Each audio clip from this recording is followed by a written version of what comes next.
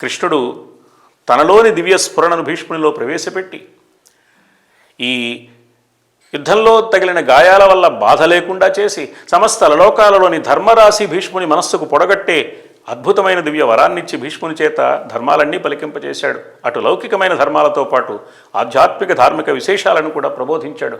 ఈ సందర్భంలోనే భీష్ముడు శివసహస్రనామాన్ని, విష్ణు సహస్రనామ స్తోత్రాన్ని తన నోట పలికింపచేశాడు. వ్యాసుడు పక్కనుండగా, కృష్ణుడు పక్కనుండగా భీష్ముడికి పట్టిన అదృష్టం, భీష్ముని యొక్క సంస్కారం, భీష్ముని అర్హత, యోగ్యత ఎంత గొప్పవి అంటే విష్ణు సహస్రనామ స్తోత్రాన్ని ధర్మరాజుని శ్రోతగా పెట్టుకుని సమస్త లోకానికి అందించింది వ్యాసుల వారు భీష్ముని నోటనే పలికింపచేశారు.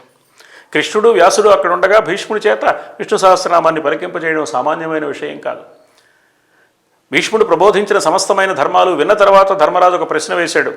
శ్రుత్వా ధర్మానశేషేణ పవనాని చ సర్వశః యుధిష్ఠిర శాంతనవం పునరేవ అభ్యభాషత.